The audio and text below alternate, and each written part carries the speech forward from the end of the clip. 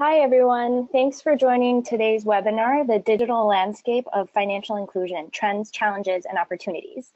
This webinar is presented by the Partnership for Responsible Financial Inclusion, and this is part of Financial Inclusion Week 2017.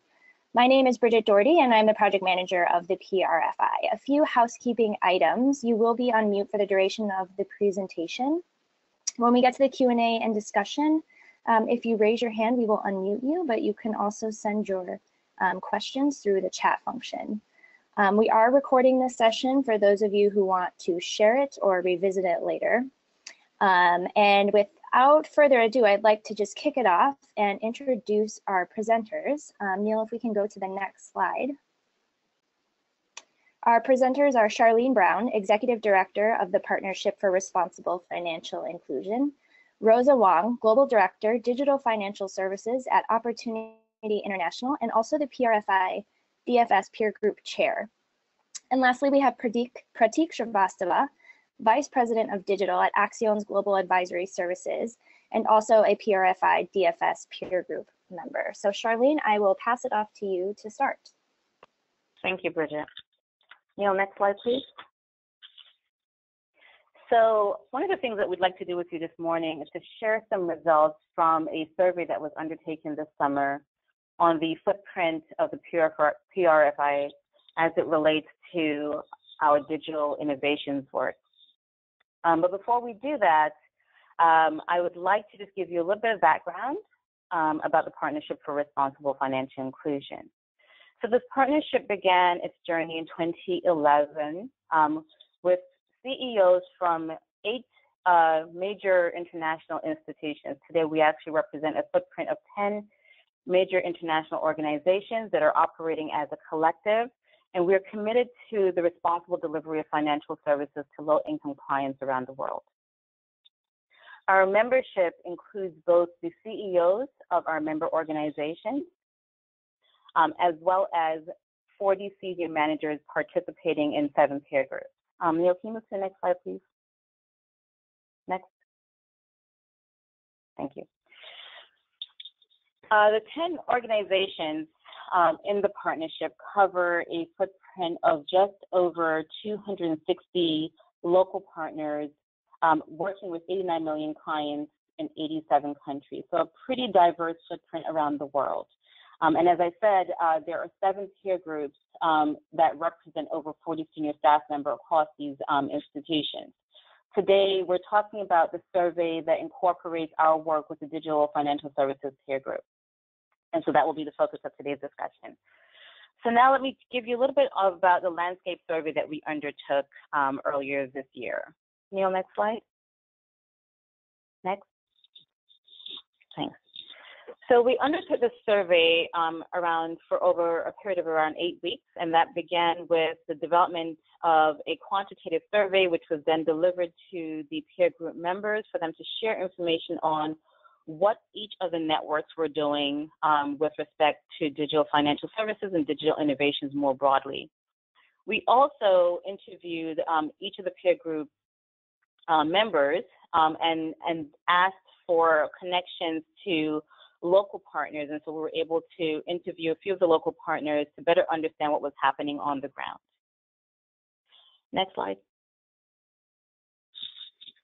So what we were trying to understand is, we often talk about our legacies and the histories of the member institutions being tied to the delivery of microfinance services, but we know that for each of the networks, that how we identify and how we work has actually changed.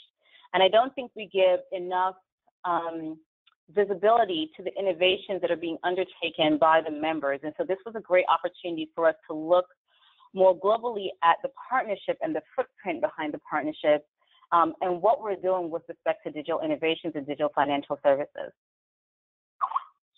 So from this survey process, what we determined is that through the footprint, based on the 23 projects that were identified within the survey process, we're reaching just about 13.8 million clients, and that most of those initiatives have been active for an average of 2 years. And most of the concentration of those projects are actually in sub-Saharan Africa. And within the project, we recognize that the target segments are actually very similar to what we would expect. So I think in many ways, this survey underscored that our network of partners within the partnership, that the footprint is very similar to what you would anticipate and what you would see by most actors within the financial inclusion space. So we're focusing very heavily on rural. We're focusing very heavily on women. We're focusing very heavily on micro entrepreneurs. Again, not shocking, but actually very reaffirming. Neil, next slide. So we'll delve a little bit more into sort of the time frame of these projects, because what we know within the partnership is that many of our member institutions have been doing digital financial services and or digital innovations for actually more than a decade. But again, I don't think we've given enough visibility to that. And so simply by looking into sort of the years of activity within the project spectrum, we see that there are a number of projects that are sort of in the early phase. So less than 1 year, there are actually 9 projects with an average of a half a year at the time that the study was taken. And if you look at 3 years or more, there are 8 projects that were undergoing that had an average span of 4.1 years. So you see that there's sort of an ebb and flow. And what we certainly see and know from talking with the members is that, project cycle in and project cycle out as you would expect, but that there has been significant activity within this realm of digital financial services and digital innovation.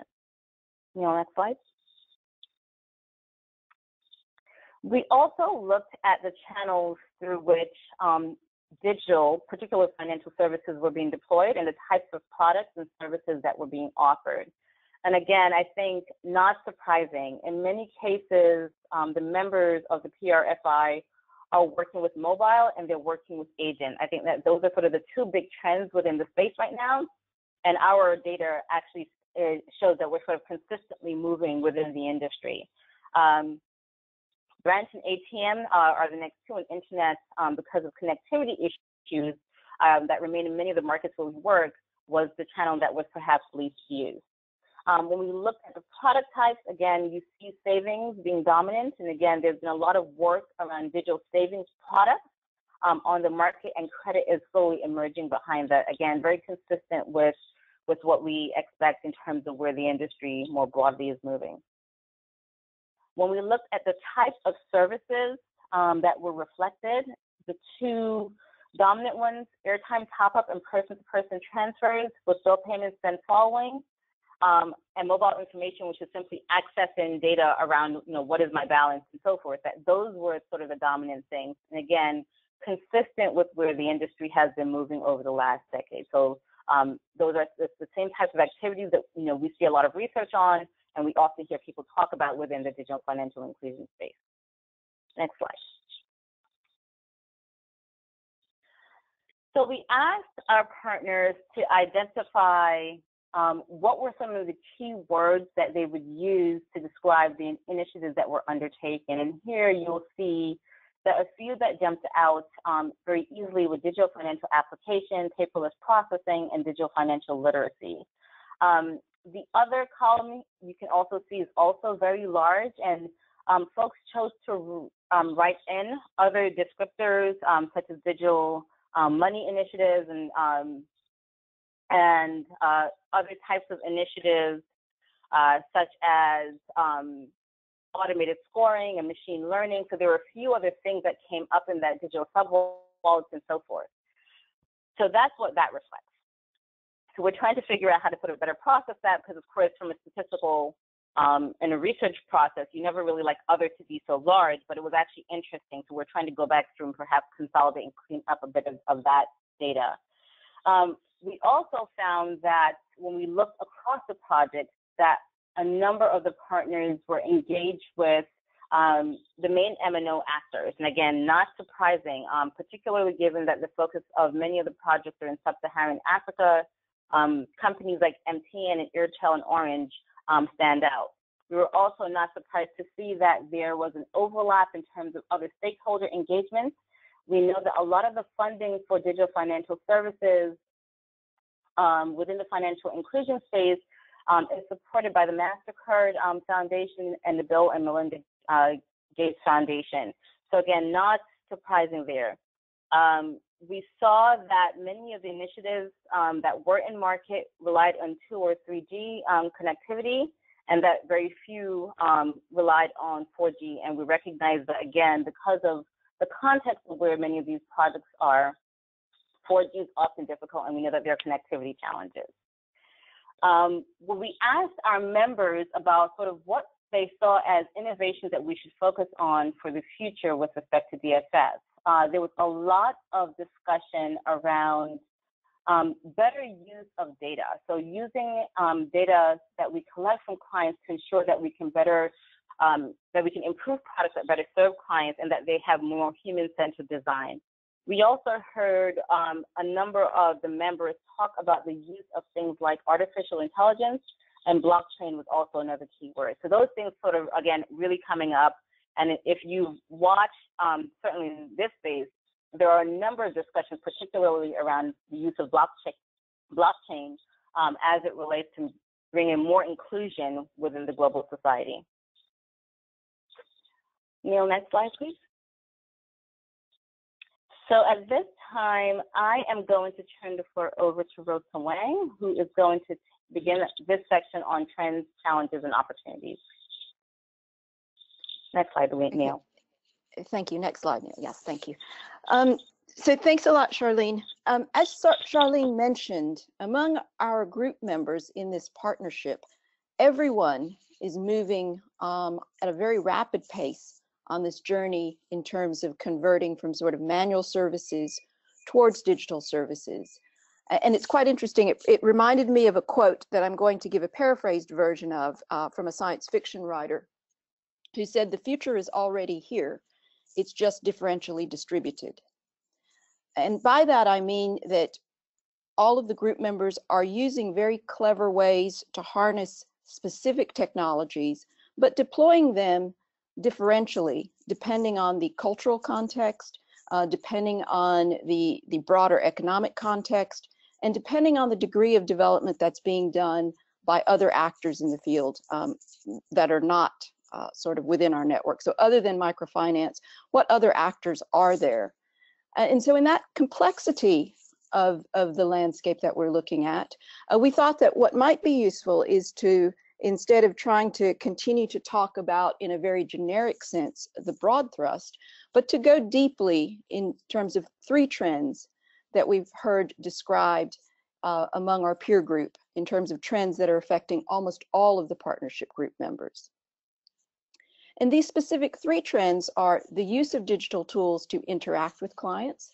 So in other words, the move away from a lot of the manual interface of things such as a move away from the pen and paper, a move away from the need to have as much bricks and mortar infrastructure such as a branch and a teller, but the use of the digital tools here. Another major trend that we saw among the partnership group members was the creative use of client education approaches as we're trying to onboard these clients. And we'll delve into the depth and challenges of some of the reasons why client education is difficult. This has probably come up as one of, if not the most difficult challenge that the partnership group members are facing. And it's being faced with innovative approaches that we're testing out to try to get better in terms of onboarding. And then we also want to look at this deep trend of the increased use of digital data. As we're using increased devices, increased interface to interact with clients at the staff level, at the agent level, as our clients are using increased tools, we're creating a wealth of data and data points that we're able to observe. And so we'd like to delve into some specific examples of how we're using this data and what this might portend in terms of how we service our clients better going forward. So let's look at this first trend of the use of digital tools to interact. Next slide. So when I say the use of digital tools, again, if you went with a loan officer or field officer not too long ago, in almost all of the microfinance areas and all of the partners on the ground, you would have seen a very manual interface. In other words, the loan officer, the field officer, has a certain amount of information that they needed to gather, and they were doing this by paper and pencil. There was also this need to capture information, something we call the sort of field data capture. And how did they do this? And so the ability to take a census, does this individual have livestock? What kind of dwelling do they have? How many children in the family? What is this information? And what the digital revolution has brought about is the increasing use of moving away from the pen and paper, but towards the tools that everyone is starting to use all around the world, of devices, again, such as tablets or smartphones, enabling these field officers to capture the information directly in the field, and then enabling that information to be captured and transmitted instantaneously to a depository where it can be analyzed and can be utilized better for information for the client. And so that's going on in terms of the staff outreach. And that is fundamentally changing the nature in which the staff are able, the nature and the speed at which they're able to capture information. It's also eliminated this intermediate piece where they're having to re-key in a lot of data, thereby adding 3 or 4 errors. And we'll delve into an example that looks at some of these changes. Parallel to this, or alongside, in some cases, we also have the change in terms of the client interaction. So again, we see that mobile phones, particularly the basic phone, has spread to almost all corners of where our partners are working. And we have our clients with their own tools of this very basic phone.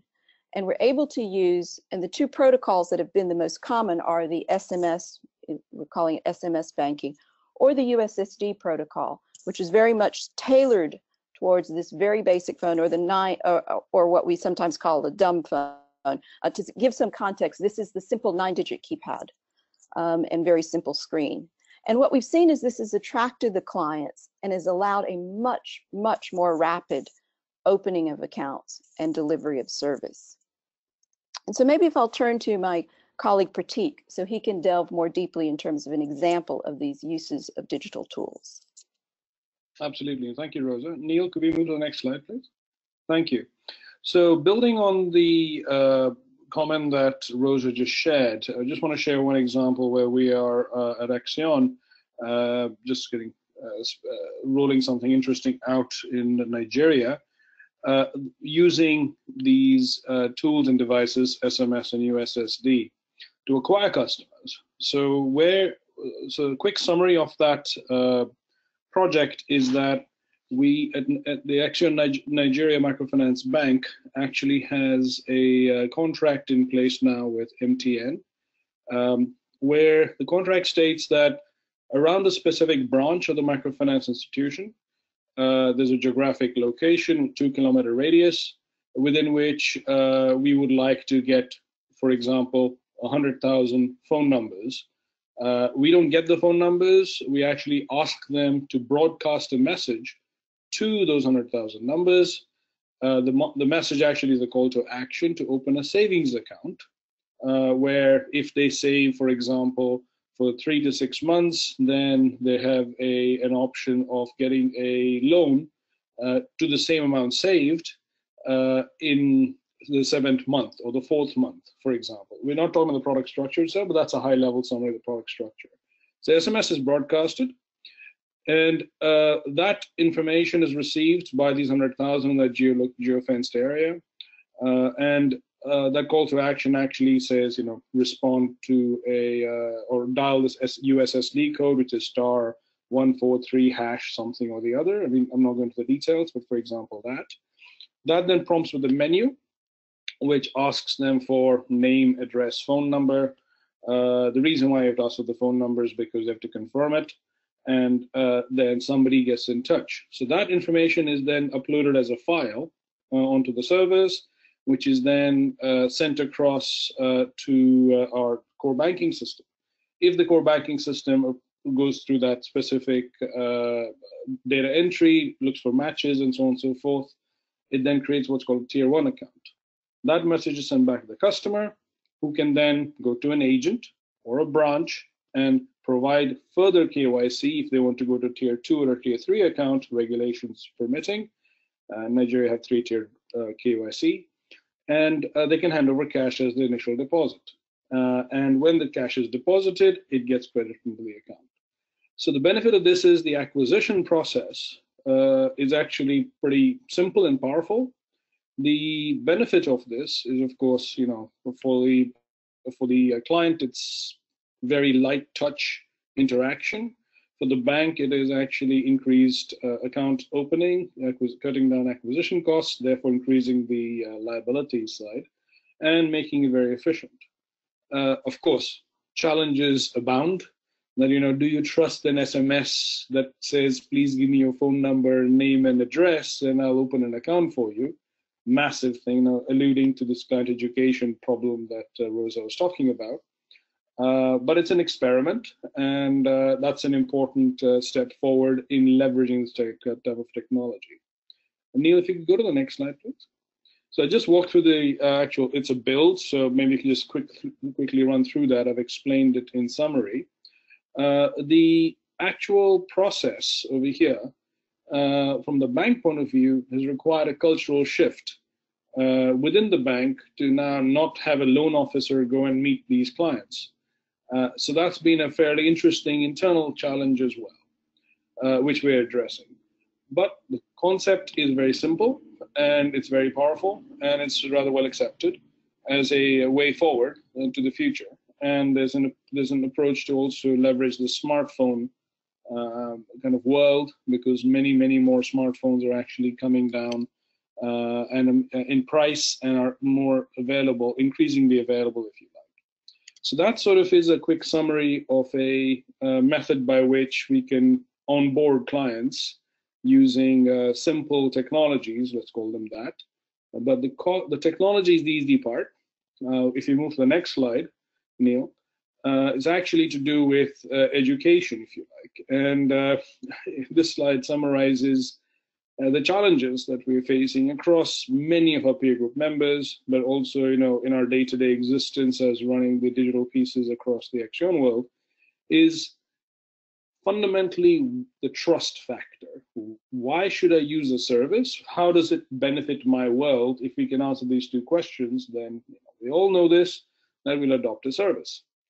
And it's the same, as Rosa said, it's actually differentially applied in many different parts of the world. How do you build trust is different in Nigeria to how you do it in India. So if you're able to actually come up with a method by which we can educate clients about the benefits of a tool, and actually explain to them that this is something they can do with and that will accelerate their own economics, their own savings habits, things like that, and make their lives eventually better there for their own family. Not sounding paternalistic at all, it does, but that's a big unfortunate situation we're in. How do we make this that the client actually pulls the service? If we can answer some of these questions in a good way, trust will be built. And I'd like to hand back to Rosa to talk about an example on this side of how some innovative approaches are being used for onboarding and educating clients. Thank you, Pratik. And we don't have a slide for this, but I want to give an example from Opportunity Bank in Uganda, which I think has been able to deploy some of the most effective ways to onboard clients. And as Pratik said, this sensitization of the client who's used to a very different way to engage their services has been one of the most challenging parts, and is something that I think takes some innovation in terms of the approach and some understanding. And what we've seen is actually a combination of a series of things in Uganda. And that's understanding that the clients often have some literacy challenges. And so having tomes of material or a brochure with a lot of written instructions really doesn't speak to them.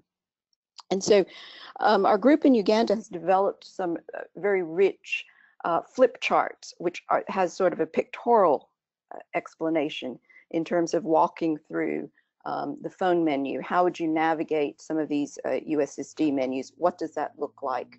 And very intuitive, which is these are sent out with some community mobilizers as they can walk through this and answer questions and work through some of these examples.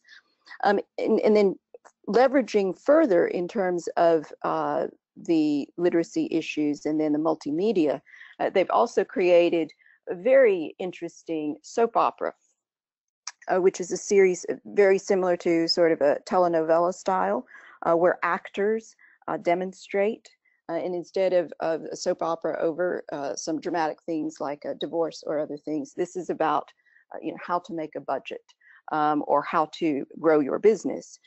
They have certain modules in terms of this is how you access mobile money.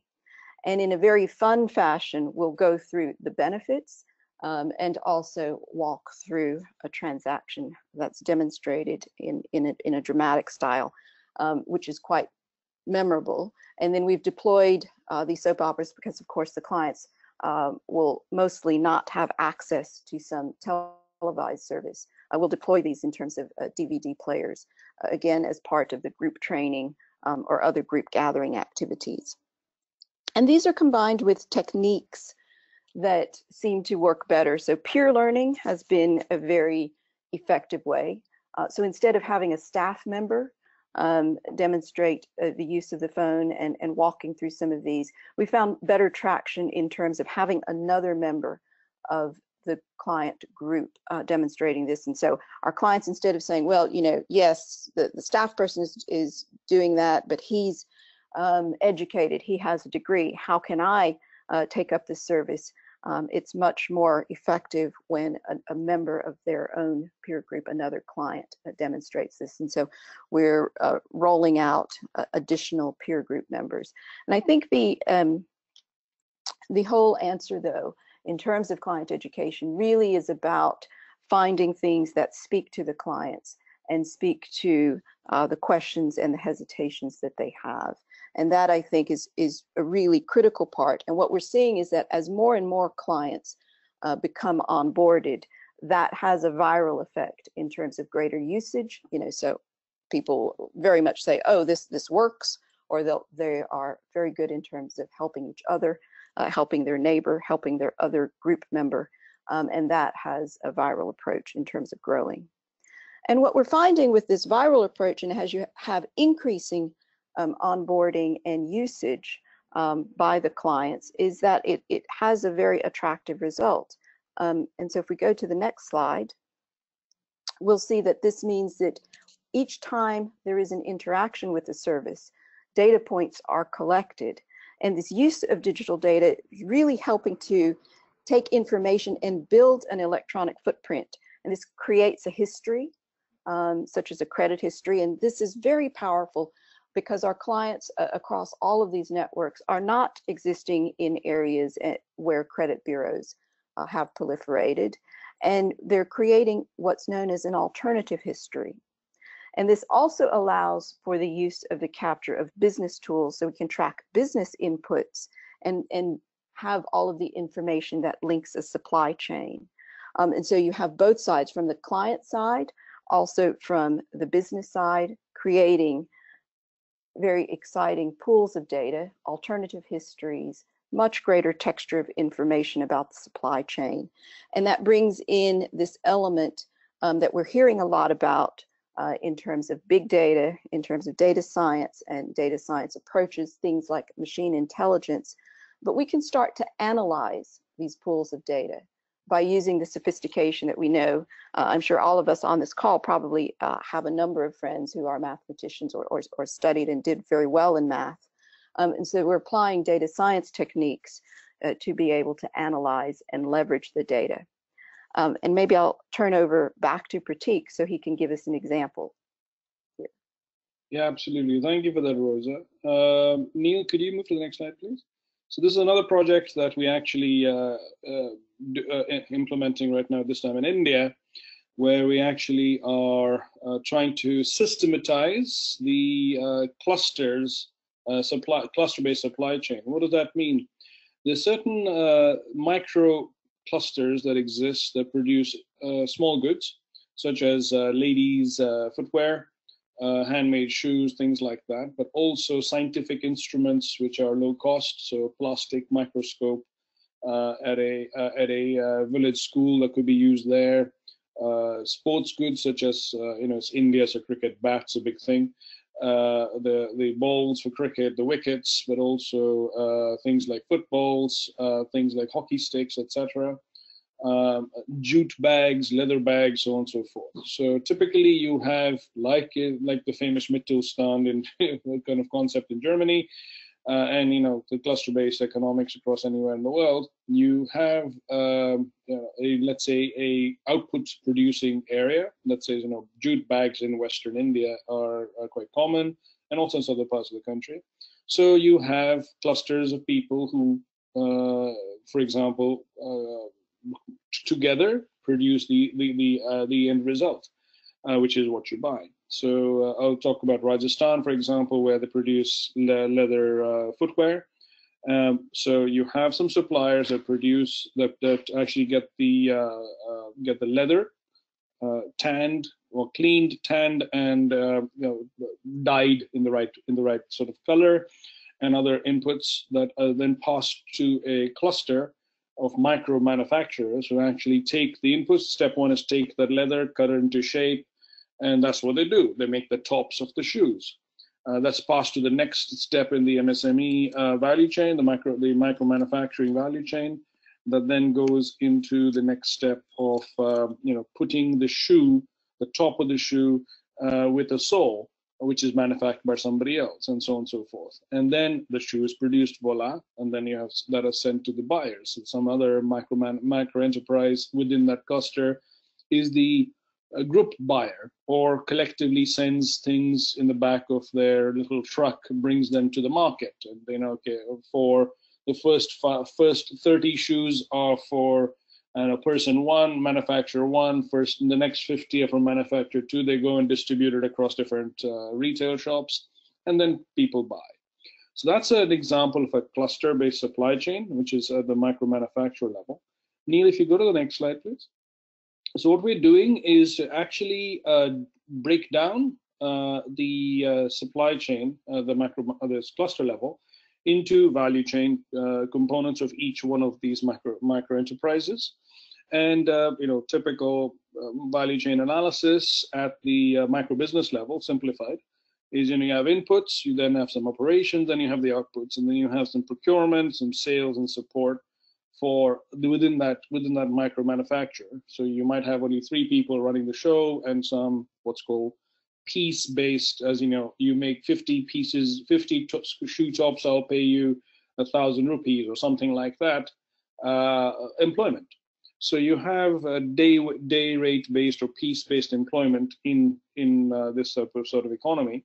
So what we're doing is we're breaking down the mechanics of working with the entity to actually our partner iFinance, AOIE Finance. They have this understanding of the cluster. What we're doing is we are breaking that down into digestible chunks and recording it on a data platform. So when a loan officer goes to meet a manufacturer, they actually have a device, like Rosa mentioned earlier, a field data collection device. It's actually on like a phablet, a 7-inch sort of screen or a 6-inch screen. Not a full 11 to 13-inch tablet, but something much bigger than a phone. And they actually record. Question 1 could be, you're part of this area in Rajasthan, Jaipur, great. Okay, in Jaipur, these are the actual types of clusters that we have seen before. So select cluster shoe manufacturer, of which then the drop down comes up, which says, are you a manufacturer or are you a retailer in that supply chain? If you select manufacturer, then which step of the process are you in? Because we've broken down the actual value chain of producing a shoe into the component parts. And then when you select, sole manufacturer, the typical behaviors of a sole manufacturer in terms of the cyclical nature of that business because over just prior to a festive period like Diwali, the actual demand goes up, or Christmas it goes up, or Eid it goes up, and then it tapers off over the summer months. So we know the pattern, and we upload that pattern into that tablet device. And if their answers meet that pattern, that is profiling, we end up getting a match. If we get a match, the system, the algo at the back can actually say, okay, provisionally approved for credit requested at a 70% of the ask, or it could be 50% of the ask, or it could be an amber light that says, you need to look at the books now. So based on the deeper understanding of the cluster behavior and capturing that data, the profiling of that cluster actually at the nth level of detail, I should be careful, not the nth level of detail, but close to it. It enables us to start creating interesting models that could be predictive and say early warning signs, things start failing. See demonetization happen. That was an act of God event in India, literally. Modi could be considered God by some people, not me. But for example, there's a regulatory change that happened, which couldn't be predicted. But if there's a cyclical change happen, monsoons or agricultural failures or something like that, then the ripples in the clusters actually already, like at the canary in the mine, can actually start triggering warning bells within iFinance saying there's something that's going wrong with this cluster before it actually hits. Then we can actually go in, this is not done yet, we can go in and manage that client's cash flows and say, well, look, we think it might be a challenge. Maybe what we could do is give you a waiver of a month or 2 months in advance of any problem. If there's no problem, no issues, but you have access to some leniency from our side.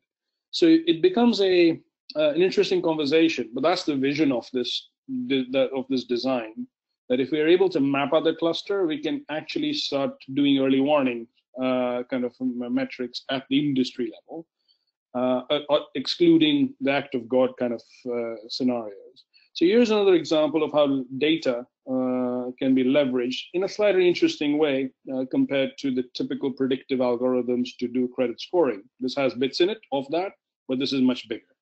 Hence, we thought we might share this type of example with yourselves. And it's to do with supply chain dynamics. So it's applicable to FMCG dynamics in Mexico. It's applicable to healthcare supply chains at the small manufacturer level, retail supply chains in different parts of the world. So here's another example of that. So with that, I'll hand that back to Rosa to conclude the section. Okay, and if we go to the next slide. And these are three areas, sorry, and I'll hand that to Charlene, I think, in terms of going through, because these are collaborative areas that, again, within our DFS peer group network we have, and these are the ones that we have in terms of the next areas that we are going to delve in very deeply as a peer group across our networks. Great, thank you. So maybe just a quick summary. I think, the examples that I heard from Rosa and Pratik touched on perhaps different life cycles of clients. We heard about the example that's focused on client acquisition, so the client that we yet to have, right, that we don't have as yet. We also heard about sort of early stage education with clients in Uganda and how we can use digital to enable that. And then we also heard about, how we can use digital to better serve clients that are already in the marketplace, by making the process more efficient, by better understanding their business so that we can deliver services to them faster, and also be able to respond when we see cycles or perhaps bubbles occurring in the market. So I felt like that was a really sort of a nice span of examples. So just so I would summarize that. As we look forward, we are seeing opportunities to work together within the partnership, but obviously with others, because we want this to expand. We don't want to be just a group of people or institutions talking among us themselves. We recognize that there's a lot of expertise in the market, and we want to be able to sort of draw from that. But the three areas that we see that work needs to be done based on certainly the conversations today, but also the conversations that we have had internally are in the area of digital financial literacy, digital consumer protection, and then actually taking a step back and really evaluating how and where we connect with clients directly and where digital can best be leveraged. I know that in a number of the markets, there are challenges with women and digital because women tend not to have access to mobile phones as much as men, and that there's a different level of comfort with technology.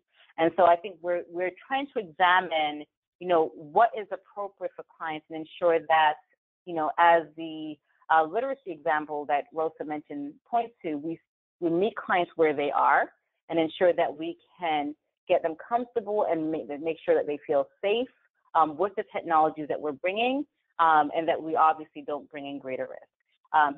So those are 3 areas that we want to work towards and work on as we move forward under this partnership. So I'm going to stop there and hand the floor back to Bridget Dougherty, who will be managing the Q&A process for us. Thanks, Charlene, and thanks, Rosa and Pratik, for this great presentation. And we already have a lot of questions coming in. So if we don't get to your question, we will try to follow up with each of you individually after the session. We do have one question that's come in on issues around responsible digital credit and what issues you all are seeing, and what do you think the key issues are around responsible digital credit? Maybe I'll kick off with that. And so in terms of responsible digital credit, I think this is something that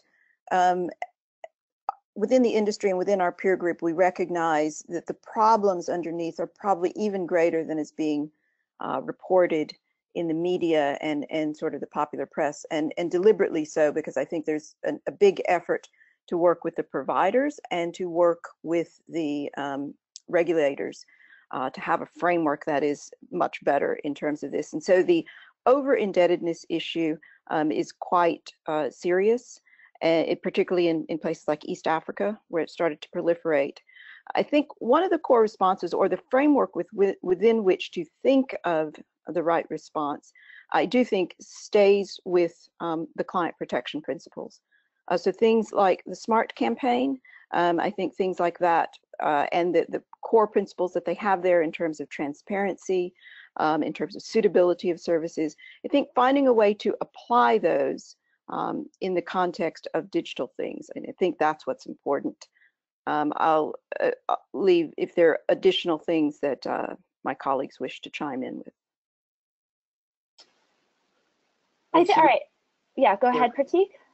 Very quickly, just not to take up too much time to allow more questions to come in. I think responsible digital credit's a massive, massive issue as thing to think about and considerations to ponder upon. As Roger just said, it's a big one. So it's a lot of work is being done, and CFI, the Center for Financial Inclusion, has recently published a report or is going to this week, at least. Maybe you can mention that later on exactly this topic. So I don't necessarily want to share much more than what Rosa said, but I want to mention that report's coming out. That may be something we could send out to the attendees of this webinar.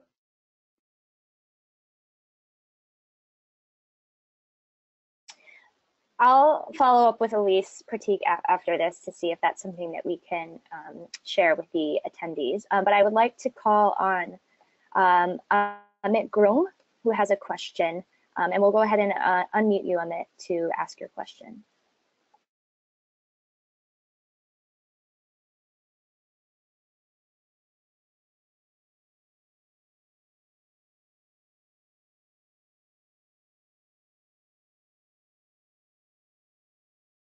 Perhaps his mic is not on right now.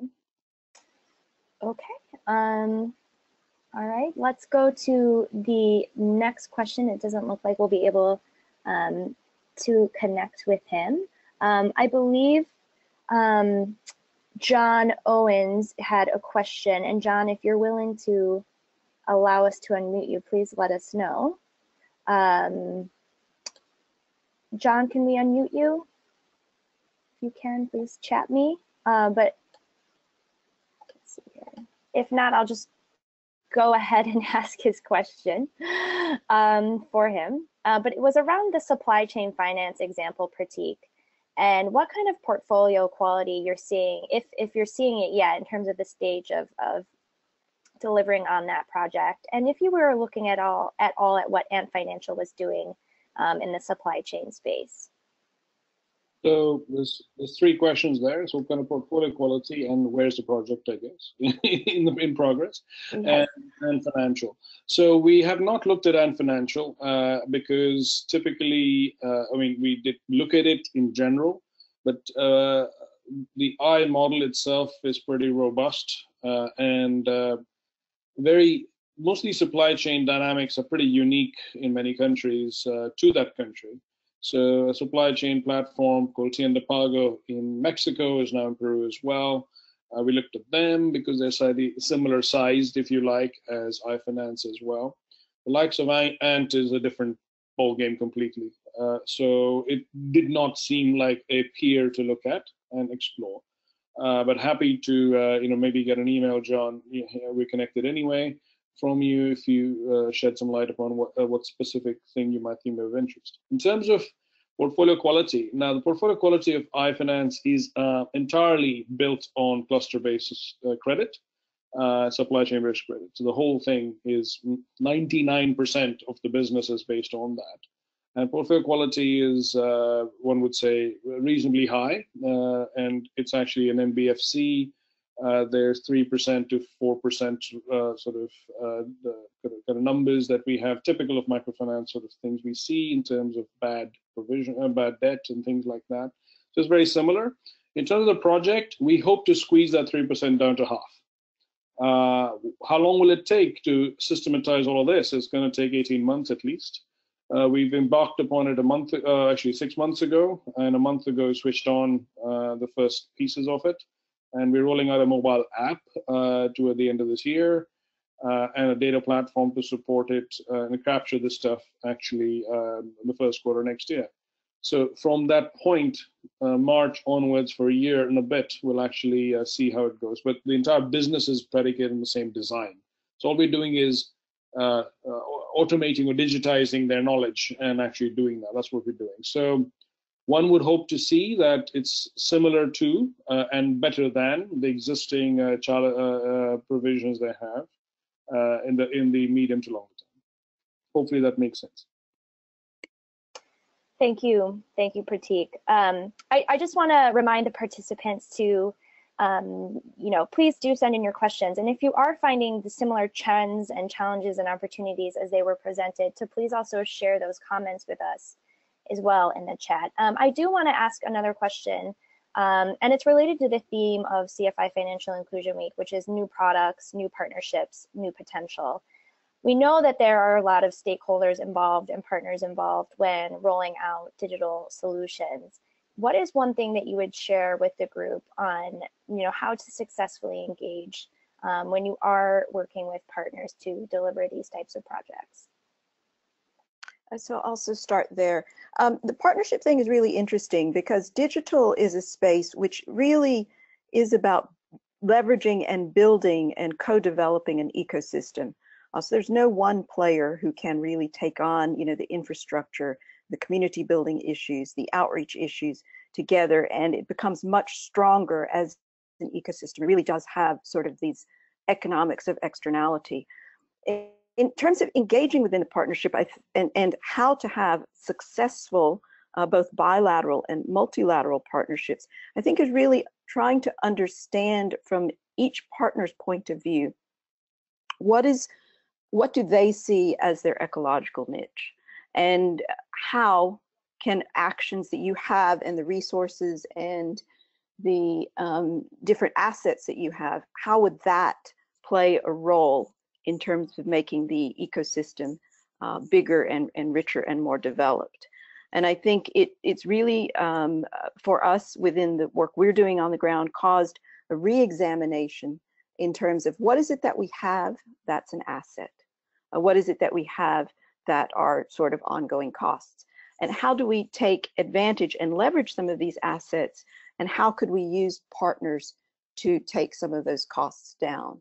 And so it does take a very, very close re-examination, and I think better and nuanced understanding in terms of what you do and how you fit within an ecosystem. But I also think it's also really important as you engage with other members to try to understand things from their perspective and what are their assets and costs, and how you can assist and work alongside with them to make their value proposition look better. I could have put it better myself, so I'm not going to add much more apart from just saying one line that each partner needs to be able to see what's in it for them, and if you make it clear, then they'll be in there with you along the journey. Great, thank you, Pratik and Rosa. We have time for a few more questions, so I'm going to go to the next one, and this one comes from Jimmy Abong. And he says a number of regulators are struggling with regulating digitization in a broader sense, but also specifically regulating digitization of financial services. In his country, often technology is a step further than regulators. And is there any insight that you guys can provide on how to support regulators to keep up with this advancing technology? So the first thing I would say to that is that I think people often see digital as this really, really strange animal, as if it changes everything. And similar to the question on the how to respond to the issues in terms of over-indebtedness and those kinds of issues, I think that the core framework that's there, that we start with those things. And so we start with the need, again, for things like client protection. We start with the need for things like fraud and fraud management. But what I think digital does is it really enhances and magnifies the scale of things, and it really enhances and magnifies the potential scope and reduces the speed. So in other words, if one of the concerns is fraud, the core source of the fraud is probably going to be the same as the kind of fraud that everyone is dealing with day to day. Things like people sharing passwords, things like collusion among various parties, or bad hygiene with the core processes that everyone should have in place. What digital brings is not something new to that, but what it brings is a potential magnification of the problem and a potential things happening really, really rapidly. And that's the level where I think it needs to be understood and needs to be part of the framework. And one of the issues that I do think is important, and I'm really glad this question came up, is I do think regulators need to be seen at the start as a potential part of the solution, not as something that as a hindrance in terms of, oh, we've got all of these regulations, we've got all these filings to make or these reports to do. But regulation, I do think, is ultimately a part and a growing part of some of the solutions.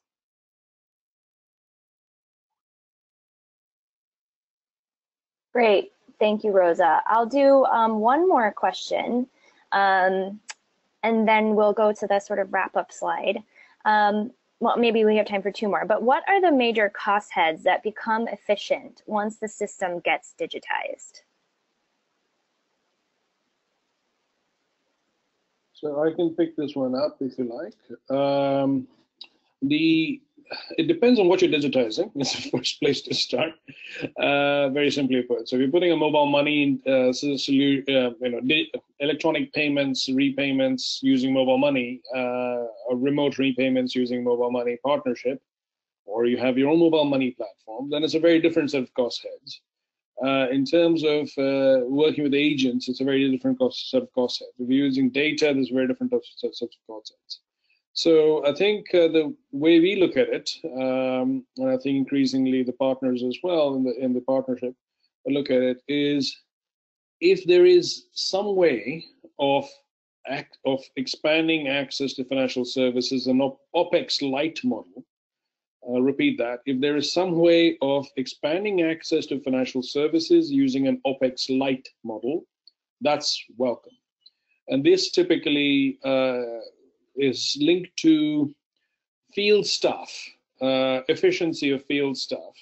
So what would we rather have our field staff doing?